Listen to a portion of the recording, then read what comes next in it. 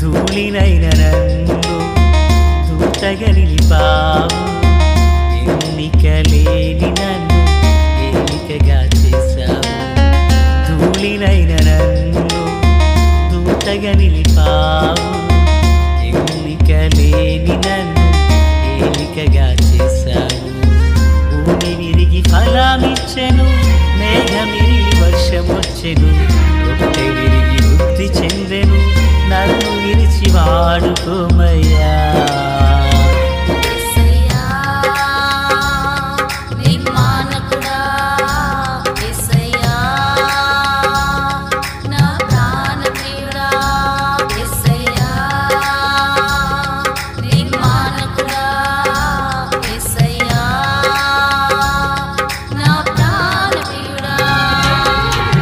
ధూళినైన నన్ను దూతగా నిలిపావు, ఎన్నిక లేని నన్ను ఏలికగా చేశావు.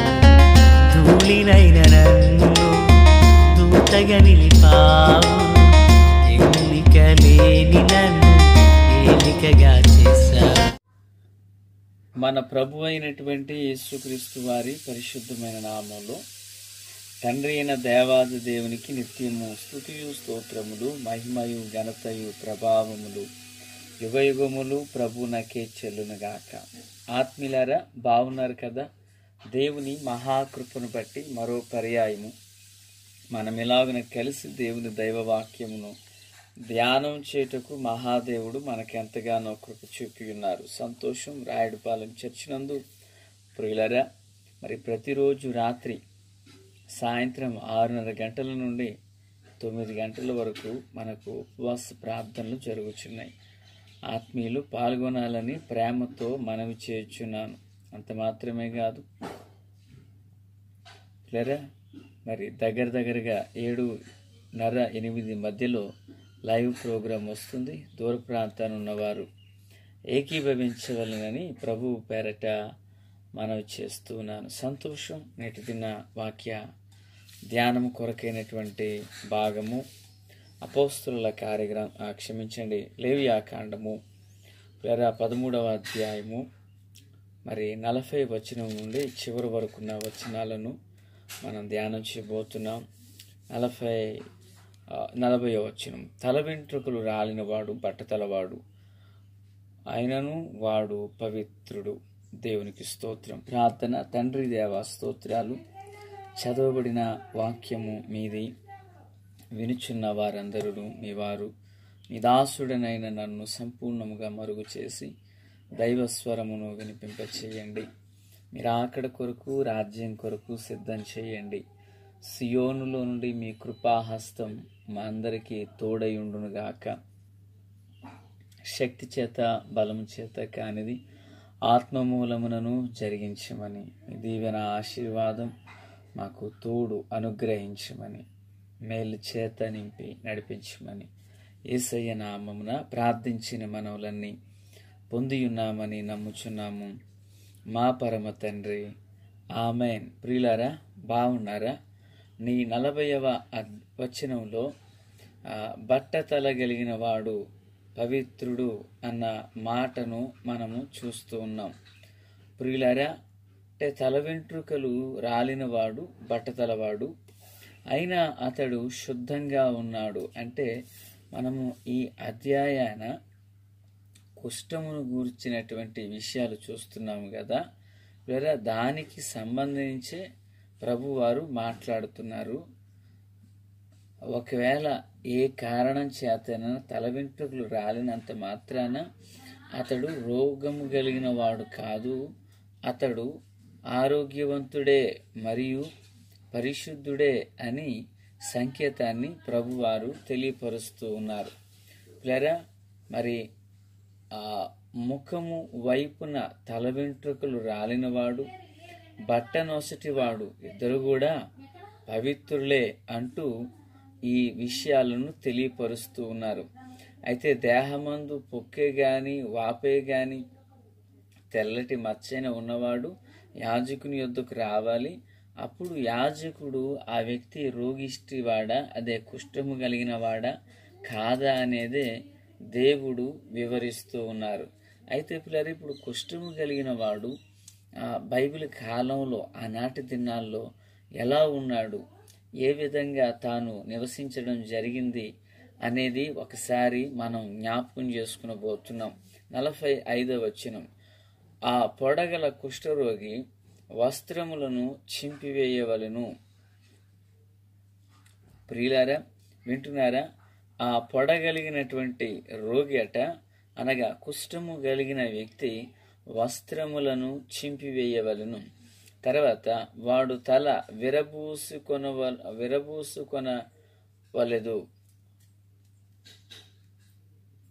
వాడి తలను దువ్వుటకు వీలు లేదు. వాడు తన పై పెదవిని కప్పుకొని అపవిత్రుడను అంటూ తాను కేకలు వేయాలట. లేదా వింటున్నారా? మొదటిది, తాను వస్త్రాలు చింపివేసుకోవాలి. ఎందుకని? అతడు కుష్ఠరోగి కదా. కుష్ఠరోగి గనుక మరి అతడు ముందు నడుచుచుండినప్పుడు వెనుక భాగమున ఎవరైనా వస్తున్నప్పుడు మరి అతడిని చూచినప్పుడు ఇతడు రోగిష్ట ఆరోగ్యవంతుడా అనేది ఎలాగున తెలియపరచబడుతుంది అవతలి వారికి. కనుక వాడు అపవిత్రుడు. ఈ అపవిత్రుడని ఆ వ్యక్తిని గుర్తించుటకు గాను అతడు తన వస్త్రములను చింపుకున్నవాడై, దేవునికి మహిమ కలుగునుగాక, ఆ వస్త్రాలు చింపుకున్నవాడై అతడు అపవిత్రుడు అనబడిన సంకేతాన్ని ఇవ్వాలి. ఇక రెండవది, తను తలను విరబూసుకొనవలెను అని మనం చూస్తున్నాము. లేదా వస్త్రము క్రియలకు గుర్తు మనకు తెలిసిన సంగతే కదా. ఇక రెండవది, అతడు తన వస్త్రములను చింపుకున్నవాడు జుట్టును విరబూసుకొని ఉండాలట. అతడు జుట్టును చక్కగా దువ్వుకొనిన విధానం అతనికి ఉండరాదు. జుట్టును విరబూసుకొనాలి. ఇలా మరి దేవుని వాక్యంలో తల వెంట్రుకలు అలంకారమును, స్త్రీకైతే బయట చెంగుగాను ఇవ్వబడ్డాయి. అయితే ఇతడేం చేస్తున్నాడు? ఆ తలను విరబూసుకును తిరుగులాడుతూ ఉన్నాడు. ఇక 3, తన యొక్క పై పెదవిని కప్పివేస్తున్నాడు. అనగా ఒక మనుషుడు కర్చీఫ్ లేదా ఒక సోదరి ముఖమును తన చున్నీతో ముఖాన్ని ఎలాగా ముసుగుతో కప్పుతున్నదో అలాగున కప్పివేయాలి. ఎందుకంటే అతడు రోగము కలిగిన వాడు. అతడు మాట్లాడినప్పుడు ఒకవేళ తన నోట నుండి వచ్చుచున్న ఆ గాలి ఏదైనా వైరస్ అనున్నది వెలుపలికి రాకుండగా పిల్లరా అతడు తన ముఖమునకు పై పెదవి కప్పబడినట్లుగా తాను పై పెదవి కనబడకుండగా దాన్ని కట్టుకొనవలెను. అంత మాత్రమే కాదు పిల్లరా, అతడు సంచరించుచున్న సమయంలో ఎవరైనా ఎదురుపడినా, ఎవరైనా వచ్చినా అతడు పలకవలసిన మాట, నేను అపవిత్రుడను అంటూ తాను కేకలు వేయాలి. ఇక 5వ విషయం, ఆ పొడవానికి కలిగిన దినములన్నిటిను వాడు అపవిత్రుడై ఉండును. వాడు అపవిత్రుడు గనక ప్రత్యేకముగానే నివసింపవలెను. వాని నివాసము పాళెమునకు వెలుపల ఉండవలెను. దేవునికి స్తోత్రం. లేదా 5వదిగా ఆ మనుషుడు ఎక్కడుండాలి అంటే పాళెమునకు వెలుపల ఉండాలి. మన ప్రభు అయినటువంటి యేసుక్రీస్తు వారిని సిలువ ఎక్కడ వేశారు? శిబిరము వెలుపట అన్న సంగతి మనకు గుర్తున్నది కదా. పిల్లరా, ఏ మనుషుడు నిర్దాక్షిణంగా సమాజానికి వేరుపరచబడి దూరస్తుడయ్యాడో అదే మనుషుని కోసం సజీవుడైన యేసయ్య ఆ మనుషుని యొద్దకు చేర్చబడ్డారు. దేవునికి స్తోత్రం. పిల్లరా, యేసు యొక్క ప్రేమ తత్వం ఎంత ఉన్నతమైనదో చూడండి. ప్రజలందరూ ఈ రోగులను బయటికి తరిమివేశారు, పాలెనికి వెలుపలకు తరిమివేశారు. అయితే పిల్లరా, ఇప్పుడు జరిగినటువంటి విషయం ఏంటి? ఇప్పుడు రోగులకే వైద్యుడు అని ప్రభు చెప్పిన మాట ప్రకారం ప్రభువు ఆ రోగుల యొద్దకు, ఆయన శిబిరము వెలుపలకు ఆయన ముగింపు లేక ఆయన శరీరధారిగా ఉన్న దినాలలో ఆ ముగింపు నాకు ఆయన నడిపించబడ్డారు. దేవునికి మహిమ కలుగును గాక. ఆత్మీయులారా, క్రీస్తునందు నాకు అత్యంత సన్నిహితులారా, ఒక రోగి అయిన వానిని సమాజం ఎక్కడ ధిక్కరించిందో ఆ ధిక్కరించబడిన వాని యొద్దకు ప్రభువు వెళ్ళి ఆ ధిక్కరించబడిన వానిని సైతము ఆయన తన రక్తమును చిందించి ఆ వ్యక్తిని కూడా రక్షించుటకు ప్రభు ఇష్టపడ్డాడు. లేదా యేసు ప్రభులు వారు ఆయన సేవా దినాలలో కుష్ఠరోగి ఆయన యొద్దకు వచ్చి ఆయన అంటున్నారు, ప్రభువా నీకిష్టమైతే నన్ను శుద్ధినిగా చెయ్యి అని అడిగారు. లేదా ఎందుకని? అతడంటే తన భార్య, తన ఇంటి వారులకు, గ్రామానికి, బంధువులకు ఎవరికి ఇష్టం లేదు కనుకనే అతడు వెలివేయబడి తరిమేయబడ్డాడు. కానీ ఇప్పుడు ప్రభు దగ్గర అంటున్నాడు, తండ్రి యేసు, నేనంటే ఎవరికి ఇష్టం లేదు కనుక నేను ఈ స్థితిలో ఉన్నాను. నీకైతే ఇష్టమా? నీకిష్టమైతే నన్ను బాగు చేయి అన్నాడు.